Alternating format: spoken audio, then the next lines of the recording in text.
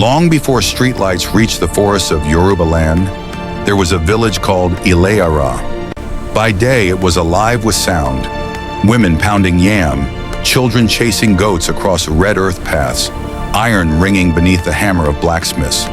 But when night fell, doors closed early, because beyond the last mud hut, where the forest thickened into shadow and mist, there existed a place no one entered willingly after dark.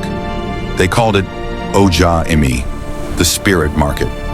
Every child in Ileara knew the warning. When the owls cry 3 times, when the air turns cold though the night is calm, do not follow drums you did not invite. They said the market appeared only at midnight. No path led to it by day.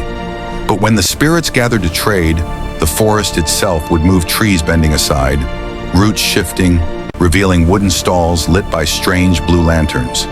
There, the spirits sold things no human should ever bargain for. Luck, memories, years of life, and sometimes parts of the soul. A young man named Adeniyi lived at the edge of the village with his widowed mother. He walked with a slight limp, the mark of a sickness long past.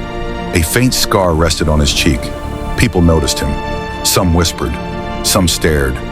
His mother never did. She sold smoked fish in the market, and though her hands were always busy, worry lived permanently in her eyes.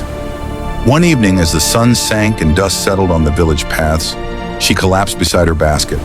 Her body burned with fever. Her breathing came in shallow gasps. The village herbalist examined her and slowly shook his head. "This sickness did not come from the body alone," he said. "I have no medicine strong enough." Adeniyi felt the words sink into his chest. That night, he sat beside his mother's mat, listening to her struggle for breath. Outside, the wind shifted. An owl cried. Once, twice, 3 times. At midnight, Adeniyi wrapped himself in a worn indigo tunic and stepped outside. The village lay unnaturally quiet. No dogs barked, no insects sang.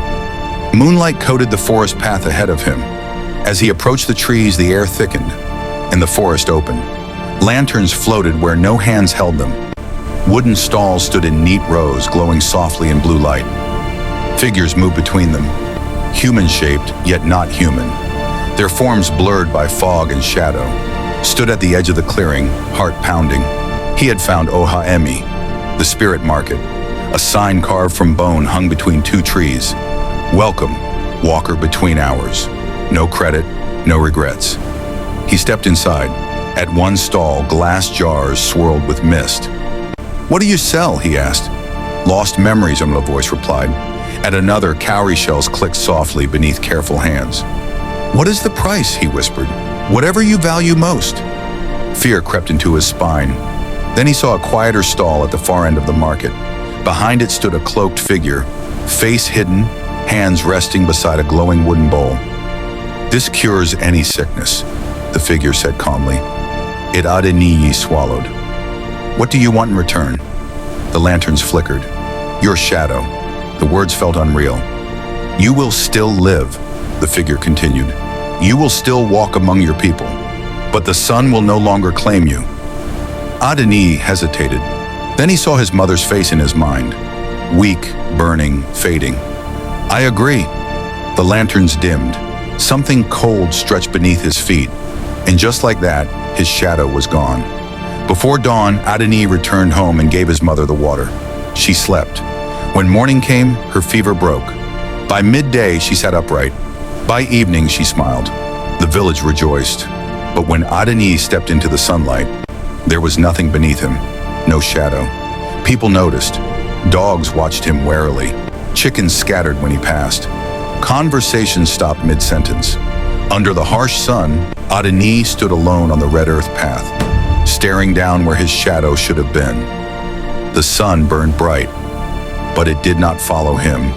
That night, an old blind storyteller called Adeniyi to his side. "You have walked between worlds," the old man said, "and nothing taken from the spirit market stays unpaid." Fear settled heavy in Adeniyi's chest. On the next full moon, Adeniyi returned to the forest. The lanterns were waiting. The cloaked figure stood behind the stall once more. "I want my shadow back," Adeniyi said. The figure was silent. "Then give something greater," it replied. Adeniyi straightened.